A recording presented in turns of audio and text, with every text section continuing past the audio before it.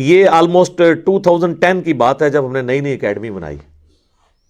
اس وقت تو ہم چند ایک لوگ ہی تھے, اور کبھی کبھار کوئی ہمارے دوستوں میں سے کسی کو پکڑ کے بھی لے آتا تھا کہ جی ان کے ساتھ آپ علمی کوئی مجادلہ کر لیں, جسے مناظرہ کہتے ہیں علماء. تو وہ ایک دفعہ ایک بھائی ایک شیعہ ذاکر کو لے کے آ گئے اور موضوع طے پایا یا علی مدد کے اوپر. بھئی ہمیں لبیک یا رسول اللہ, لبیک یا حسین, لبیک یا علی کہنے سے کوئی ہمیں چڑ نہیں ہے, محبت کے اظہار میں آپ کر لیں, لیکن ونس آپ ان کو مدد کے لیے پکاریں گے تو ہم کہیں گے ایاک نعبد و ایاک نستعین کی وائلیشن ہو گئی ہے. یہ ہمارا اختلاف ہے. ہمارا یہ جھگڑا نہیں ہے کہ مولا علی مشکل کشا آج کی ڈیٹ میں بھی ہیں یا نہیں. اپنی مبارک زندگی میں تو تھے, ظاہر ہے خیبر اکھاڑا انہوں نے, لیکن آج کی ڈیٹ کے اندر جب بندہ دنیا سے چلا گیا ہے تو آپ اس کو نہیں پکار سکتے. یہ جھگڑا نہیں ہے اختیار ہے یا نہیں. فرشتوں کے ذریعے اللہ بارش برساتا ہے, لیکن ہم بارش اگر فرشتوں سے مانگیں گے مشرک ہو جائیں گے. سورج کے ذریعے سارا دنیا کا نظام چل رہا ہے اس کی روشنی کی وجہ سے, لیکن ہم المدد یا سورج کہیں گے تو مشرک ہو جائیں گے, کیونکہ ہم اسباب کو پکار نہیں سکتے. اسباب صرف اختیار کرنے ہیں, اور وہ بھی ظاہر وہی کریں گے جو سامنے موجود ہے. اس کا قرآن میں حکم موجود ہے, وَتَعَاوَنُوا عَلَى الْبِرِّ وَالتَّقْوَى وَلَا تَعَاوَنُوا عَلَى الْإِثْمِ وَالْعُدْوَانِ. نیکی اور پرہیزگاری کے کاموں میں ایک دوسرے کی مدد کرو, اور برائی کے کاموں میں ایک دوسرے کی مدد نہ کرو. ظاہری اسباب ہے. بہرحال وہی رٹے رٹائے ان کے وہ جو ہوتے ہیں لیم ایکسکیوزز, وہ آلریڈی ہم نے ریسرچ پیپر کے اندر ڈالے ہوئے ہیں. تو وہ آئے تو وہ کہتے ہیں جی غیر اللہ سے مدد مانگنا آپ کس طرح شرک کہتے ہیں. میں نے کہا ہم کہتے ہیں غیر اللہ سے مدد جو سامنے ہے آپ لے سکتے ہیں, نہ ہم غیر اللہ کو پکارنے کو شرک کہتے ہیں, نہ ہم یہ کہتے ہیں کہ کوئی شخص دور سے نہیں سن سکتا, اللہ چاہے تو سنا سکتا ہے. حضرت سلیمان علیہ السلام کو کیڑی کی آواز سنوا دی تھی, ہمیں تو کوئی حرج نہیں ہے. یہ جھگڑا نہیں ہے کہ دور سے کوئی سن نہیں سکتا یا کسی کو یا کہہ کے پکار نہیں سکتے. نماز میں ہم پڑھتے ہیں السلام علیکہ ایھا النبی, بخاری مسلم میں حدیث ہے, جب تم یہ پڑھو گے السلام علینا وعلی عباد اللہ الصالحین, تو اللہ تعالیٰ زمین و اسمان میں ہر نیک بندہ تک تمہارا سلام پہنچا دے گا. یا رسول اللہ کہہ کے کوئی سلام بھی پڑھتا رہے, اللہ پہنچا دیتا ہے. جھگڑا یہ کہ مدد کے لیے کسی کو نہیں پکارنا, وہ ہے ایاک نعبد و ایاک نستعین. کہتا ہے جی قرآن میں لکھا ہے کہ غیر اللہ سے مدد مانگے. میں نے کہا کہاں لکھا ہے؟ کہتا ہے وستعینوا بالصبر والصلاۃ. میں نے کہا یہ تو تم نے کبھی مانگی نہیں ہوگی خود بھی. اس کا مطلب ہے المدد یا نماز, المدد یا صبر. سوچ میں پڑ گیا. میں نے کہا اگلا حصہ پڑھو, ان اللہ مع الصابرین, بے شک اللہ صبر کرنے والوں کے ساتھ ہے. اسی طریقے سے جو ان کے ہیں بہانے وہ کرتا ہے. میں بتانا شروع کہتا ہے جی میں بڑے مولانا کو فون کرتا ہوں, آغا کو فون کرتا ہوں. آغا کو ملایا نا, پھر آغا کے ساتھ جو اس نے کی نا, سپیکر میں کیا آن کر آغا دی میں بھی سنا پھر کیا ہوتی ہے. وہ آغا نے بھی پہلے یہی آیت پڑھی وستعینوا بالصبر والصلاۃ. وہ کہتے ہیں آغا یہ جو کہڑی غیر اللہ کی مدد ثابت ہوتی ہے, حالانکہ تھوڑی دیر پہلے وہ بھی اس سے سبب ثابت کر رہا تھا. وہ جو بات کرتا جائے, تو میرے ساتھ چونکہ بات کر چکا تھا, اینڈ پہ یہ حال ہوا اس کا. انہوں نے کہا جی یہ تو ہمارے پاس تو کوئی ہمارے بڑوں کے پاس جواب ہی نہیں. میں نے کہا جواب تو ہوتا ہے جب کوئی مسئلہ ہو. یہ تو بالکل واضح ہے ایک چیز توحید کے معاملے میں. تو یہ ایک میری زندگی میں ایک اچھے واقعات میں سے ایک واقعہ. ایک دوسرا واقعہ میں آپ کو سناتا ہوں. یہ آلموسٹ بات ہے 2012 کی. ہم لوگ I-10 کی مسجد میں نماز ان دنوں پڑھتے تھے, دارالاسلام مسجد اہل حدیث کی, اور پاس ہمارا ایک مکان ہم نے کرائے پہ لیا تھا, بیچلرز رہتے تھے ہم. تو وہاں پہ ایک شیعہ عالم تھے, محقق عالم, ذاکر نہیں عالم, فوت ہو گئے ہم, اللہ تعالیٰ ان کی مغفرت کرے. بڑا ان کے ساتھ میرا اچھا ایک تعلق تھا, شجاع عباس صاحب. تو انہوں نے مجھے اپنے گھر بلایا کہ جی آئیں افطار وغیرہ ہمارے ساتھ کر لیں. میں نے کہا ٹھیک ہے. 2-3 دوستوں کے ساتھ وہاں 7-8 ہمارے بھائی بیٹھے ہوئے تھے جو اہل تشیع مکتب سے تھے. تو کہنے لگے انجینئر صاحب آپ بڑی مدلل گفتگو کرتے ہیں, اور توحید کے معاملے میں آپ کے ساتھ ایگری کرتا ہوں, میں بھی صرف اللہ ہی کو پکارتا ہوں, لیکن آپ یہ نہ کہا کریں کہ یا علی مدد شرک ہے. آپ یہ کہا کریں کہ یہ بھی جائز ہے, لیکن بہتر ہے کہ اللہ کو پکارا جائے. میں نے کہا یار توحید کے اوپر تو کمپرومائز نہیں ہو سکتا. حسین ابن علی نے گردن کٹائی ہے تو توحید کے لیے. ہمارے محبوب صلی اللہ علیہ وآلہ وسلم نے اگر تکلیف اٹھائی ہیں, اور سارے نبیوں نے, وہ توحید کو اسٹیبلش کرنے کے لیے. تو میں نے کہا یہ واضح ہے ایاک نعبد و ایاک نستعین، تو کہتے ہیں جی اس میں تو ہے کہ تیری عبادت کرتے ہیں، تجھی سے مدد مانگتے ہیں، یہ تو نہیں ہے کہ کسی اور سے نہیں مانگتے۔ دیکھیں ایک پڑھے لکھے بندے کو زیب دیتا ہے کہ جب تجھ سے ہی کا یہ مطلب، میں نے خیر for the sake of argument میں نے کہا ایگری کرتا ہوں آپ کے ساتھ، میں نے کہا میرے بھائی قرآن لے کے آئیں، اور میں نے کہا یہ آپ کی جو آڈینس ہے نا، آپ کے اسٹوڈنٹس جو بیٹھے ہیں ادھر، یہ فیصلہ کریں گے۔ میں آپ کو قرآن سے ایک آیت ایسی نکال دیتا ہوں جس میں لکھا ہے کہ اور کسی سے نہیں مانگنا۔ کہتے ہیں کدھر لکھا ہے؟ میں نے کہا لائیں آپ، وہ لے کے، میں نے کہا جناب سورہ نمل کھولیں، پارہ نمبر 20 کا پہلا صفحہ نکالیں اور اس میں آیت نمبر 62 آپ پڑھیں۔ اعوذ باللہ من الشیطان الرجیم، بسم اللہ الرحمن الرحیم، امن یجیب المضطر اذا دعاہ، بھلا بتاؤ تو کون ہے جو مصیبت اور پریشانی میں گھرے ہوئے شخص کی فریاد کو، دعا کو سنتا ہے، وَيَكْشِفُ السُّوءَ، اور اس سے اس کی برائی کو، تکلیف کو دور کر دیتا ہے، وَيَجْعَلُكُمْ خُلَفَاءَ الْأَرْضِ، اور تمہیں خلیفہ کرتا ہے زمین پہ اگلوں کا، یعنی تمہارے ماں باپ مرتے ہیں تو تم خلیفہ بنتے ہو، تم مرو گے تمہاری اولاد۔ اِلَٰهٌ مَّعَ اللَّهِ، کیا اللہ کے ساتھ اور الہ بھی ہے جس کی یہ کوالٹی ہو کہ وہ مشکل اور پریشانی میں گھرے ہوئے شخص کی فریاد کو سنے اور اس کی تکلیف کو دور کرے؟ قلیلا ما تذکرون، لیکن نصیحت تو بہت کم ہی تم حاصل کرتے ہو۔ تو میں نے کہا کہ اللہ تعالیٰ نے اس میں فرما دیا ہے کہ اللہ کے سوا اگر کسی اور ہستی کے بارے میں یہ تمہارا عقیدہ ہے نا کہ وہ تمہاری تکلیف دور کرتی ہے اور دعا کو سنتی ہے، تو گویا وہ الہ ہے تمہارا دوسرا جعلی الہ تم نے بنایا ہوا ہے، چاہے کوئی پیغمبر ہو، فرشتہ ہو، جن ہو، بزرگ ہو یا بابا ہو، وہ گویا آپ نے الہ بنا لیا۔ میں نے کہا جی بتائیں، یہ میں نے ترجمہ ٹھیک کیا، ماشاءاللہ ان کو فارسی بھی آتی تھی، عربی بھی آتی تھی، انگلش بھی آتی تھی، اردو بھی، بیسیکلی وہ انڈین کشمیر کے رہنے والے تھے۔ تو کہتے ہیں جی یہ ترجمہ تو آپ کا ٹھیک ہے، لیکن میں نے کہا لیکن نہیں، اب عوام سے فیصلہ کرواتے ہیں۔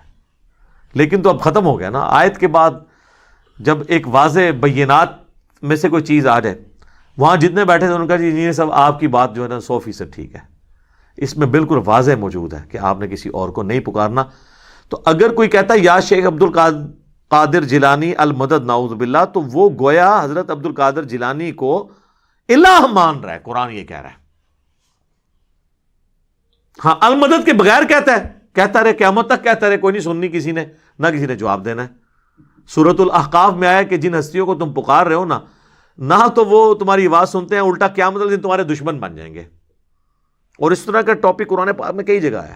تو ٹھیک ہے آپ لگے رہے، کوئی فرق نہیں پڑنا، المدد نہ بولیں، ویسے آپ جتنے مرضی نعرے لگانے ہیں، جس کے مرضی لگائیں، وہ آپ مجھے بھی پکارتے رہے دنیا میں کہیں بیٹھ کے، مجھے بھی نہیں پتہ چلنا، نہ آپ کو میں نے کوئی جواب دینا ہے۔ لیکن جیسے ہی آپ کہیں گے نا المدد، میری فریاد رسی کو پہنچے، میری تکلیف دور کر دیں، سر پھر یہ معاملہ شرک میں چلا جائے گا۔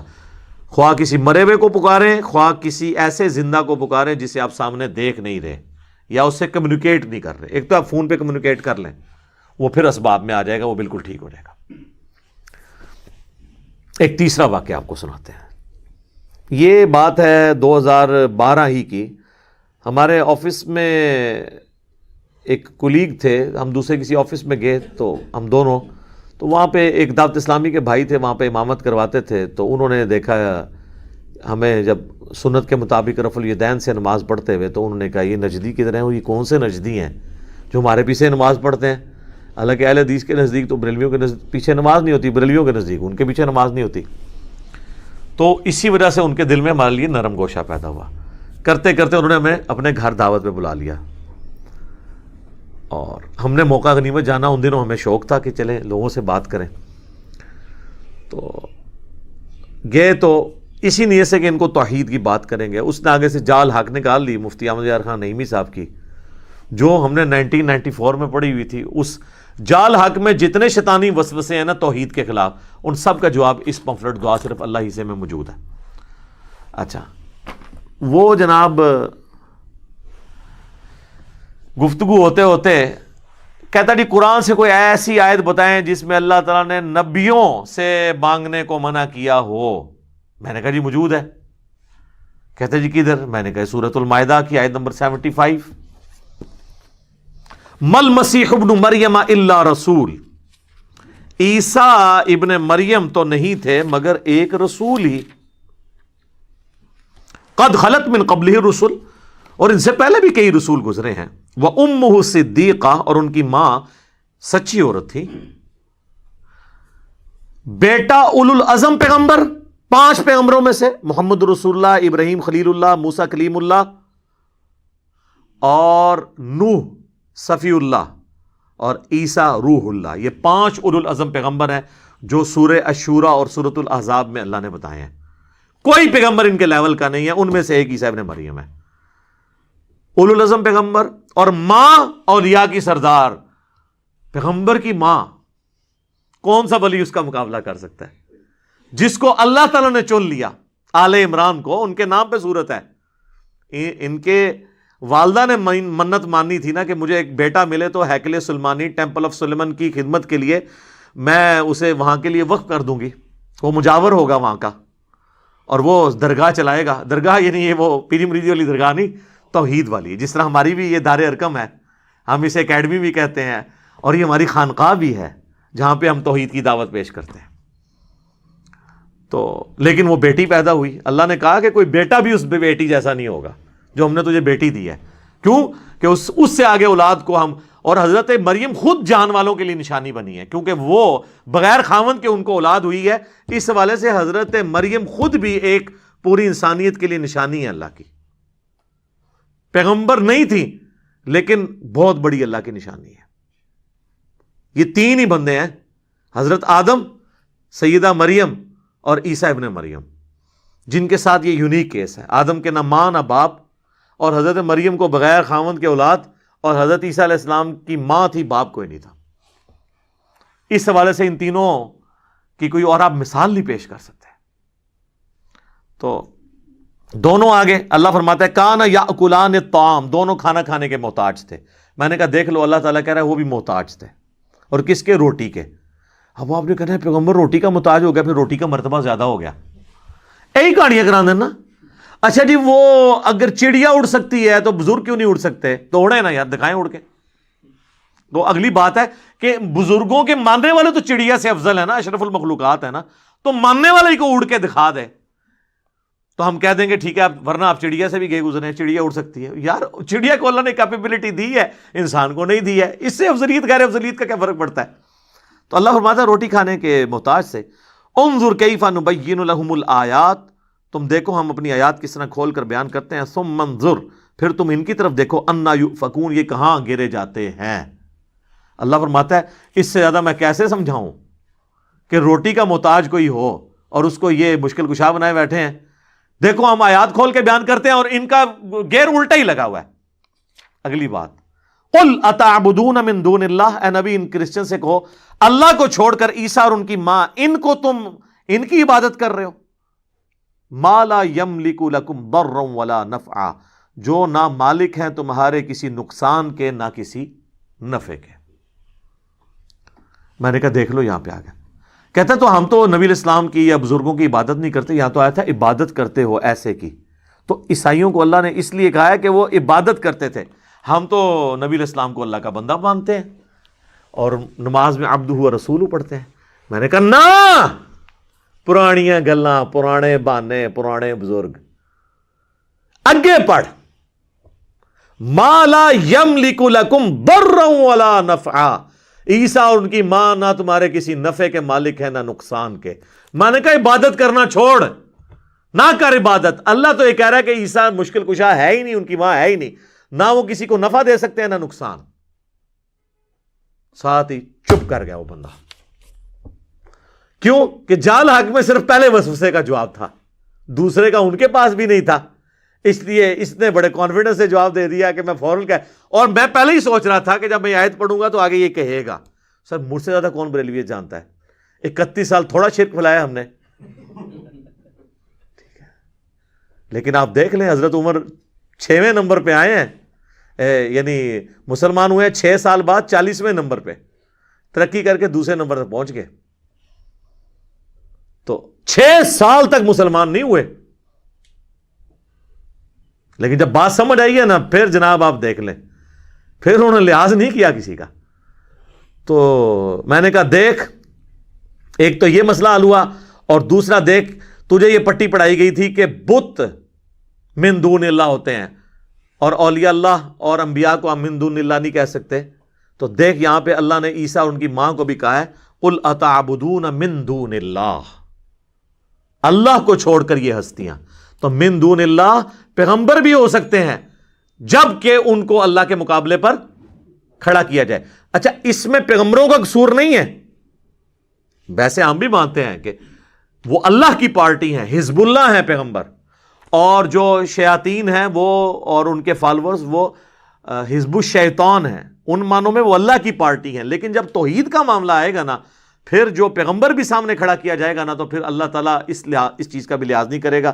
اور سورۃ المائدہ کی آپ آیت نمبر 17 میں دیکھیں نا، اللہ تعالیٰ فرماتا ہے لقد کفر الذین قالوا ان اللہ هو المسیح ابن مریم، بے شک وہ کفر کر رہے ہیں جو کہہ رہے ہیں کہ عیسیٰ ابن مریم ہی اللہ ہیں.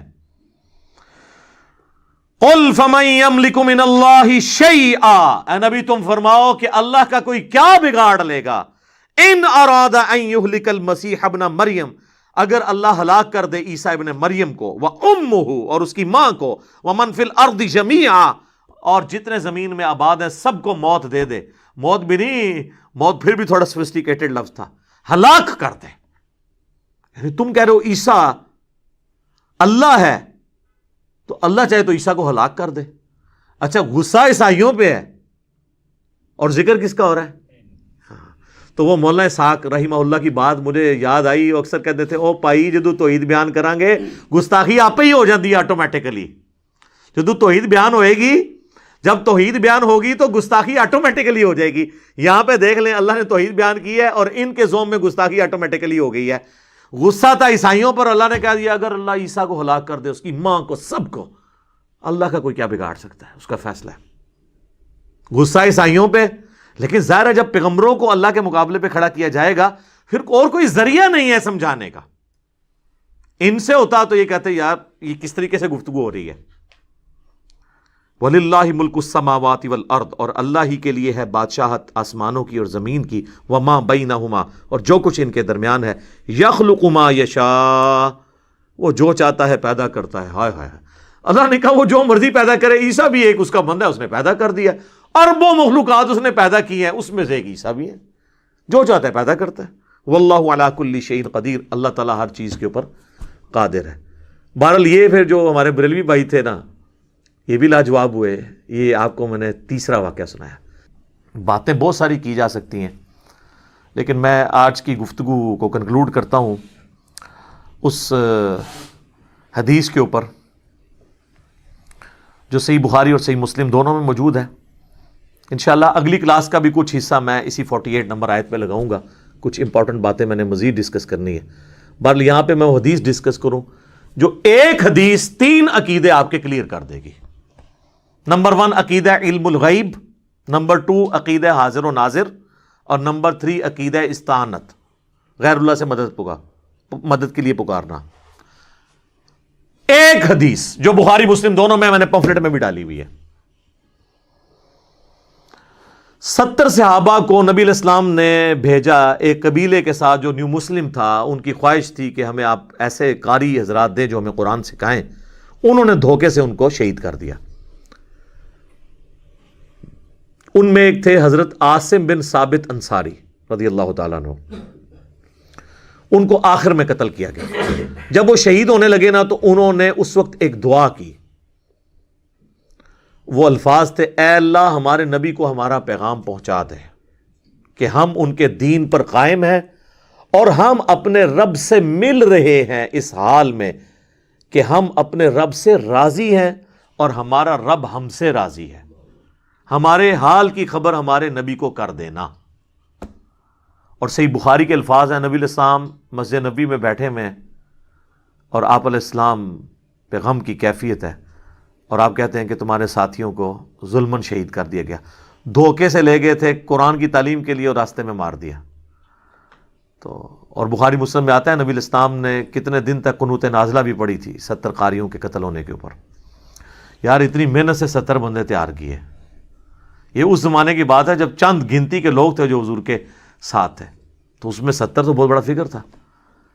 تو تمہارے بھائیوں نے، مجھے جبرائیل نے خبر دی ہے کہ تمہارے بھائیوں نے مرتے مرتے یہ دعا کی ہے کہ اے اللہ ہمارے نبی کو ہمارے حال کی خبر کر دینا، ہم اپنے رب سے مل رہے ہیں اس حال میں کہ ان کے دین پر قائم ہے، تاکہ ہمارے نبی کو تسلی رہے کہ ہم نے آخری وقت تک حضور کا دین نہیں چھوڑا۔ اتنی بڑی آزمائش میں ایک ایک بندہ ہماری آنکھوں کے سامنے قتل ہوا ہے، اور آخر میں مر رہا ہوں اور میں بھی اپنی جان دے رہا ہوں، لیکن حضور کے دین نہیں ہم نے چھوڑا، ہمارے نبی کو ہمارا یہ پیغام پہنچا دینا۔ اور اس حال میں کہ ہم اپنے رب سے راضی ہیں، اس تکلیف میں بھی، اور ہمارا رب ہم سے راضی۔ وہی یا ایتھا النفس المطمئنہ ارجعی الی ربک راضیۃ مرضیہ فادخلی فی عبادی وادخلی جنتی۔ تو نبی علیہ السلام فرماتے ہیں کہ جبرائیل میرے پاس آیا، انہوں نے مجھے یہ خبر دی ہے۔ سر اس حدیث سے یہ پتہ چل گیا کہ نبی علیہ السلام جب دنیا میں بھی موجود تھے، اس وقت بھی صحابہ ڈائریکٹ رسول اللہ کو مدد کے لیے پکارتے نہیں تھے، بلکہ کہا اے اللہ ہمارے نبی کو ہمارا پیغام پہنچا دینا۔ ان کا یہ عقیدہ نہیں تھا علم الغیب والا۔ دوسرا، ان کا یہ عقیدہ بھی نہیں تھا کہ نبی علیہ السلام یہاں موجود ہیں، تو وہ کہہ رہے ہوتے ہیں کہ حاضر و ناظر ہیں، جس طرح یہ کہتے ہیں کہ قبر اطہر کے اندر موجود ہے لیکن وہاں بیٹھ کے دیکھ رہے ہیں ہم سب کو۔ ان کا عقیدہ نہیں تھا کہ مسجد نبوی میں بیٹھے ہوئے اور وہاں بیٹھ کے ہمیں دیکھ رہے ہیں، ورنہ وہ کہتے ہیں یا رسول اللہ دیکھ لیں ہم جان دے رہے ہیں، اے اللہ ہمارے نبی کو بتا دینا۔ ان کا یہ بھی عقیدہ تھا کہ اللہ بتائے گا تو پتہ چلے گا۔ نہ حضور یہاں پہ حاضر و ناظر ہیں، نہ علم غیب ہے، اور نہ انہوں نے حضور سے مدد مانگی، مدد بھی اللہ ہی سے مانگی۔ اور آپ دیکھیں انہوں نے یہ بھی نہیں کہا کہ اے جبرائیل ہمارے نبی کو خبر دے دینا، جبرائیل کو بھی مدد کے لیے نہیں پکارا۔ لہٰذا ہم یہ کہتے ہیں یہ جو نعت ہے نا، فرشتوں یہ پیغام دے دو کہ خادم تمہارا صحیح آ رہا ہے، یہ بھی شرکی الفاظ ہے۔ فرشتوں کو آپ کوئی پیغام نہیں دے سکتے۔ وہ ٹھیک ہے، سنن نسائی میں حدیث ہے کہ زمین میں کچھ فرشتے سیاحت کرتے ہیں، میرے امتیوں کا سلام مجھ تک پہنچاتے ہیں، جو ہم پڑھتے ہیں السلام علیکہ ایھا النبی نماز میں، لیکن ان کی ڈیوٹی اللہ نے لگائی ہے، آپ نے فرشتوں کو نہیں پکارنا۔ یہ اسی طریقے سے ہے کہ اے میکائیل بارش برسا دے کہ گرمی کا موسم قریب آ رہا ہے، اے وہی ہے، ایک کہانی شریف ہی ہے، ٹھیک ہے۔ تو نہ جبرائیل کو پکار سکتے ہیں، نہ میکائیل کو پکار سکتے ہیں۔ اللہ تعالیٰ توحید کے معاملے میں تو کسی کو اپنے ساتھ برداشت کرنے کے لیے تیار نہیں، ناٹ ایٹ آل۔ تو یہ حدیث میں اکثر کہتا ہوں کہ یہ ایک حدیث 3 عقیدے کلیئر کرتی ہے: علم الغیب کا عقیدہ، حاضر و ناظر کا عقیدہ، اور غیر اللہ کو مدد کے لیے پکارنے کا عقیدہ۔ تینوں کے تینوں عقیدے جو انہوں نے فراڈ پہ مبنی ہیں ان کے،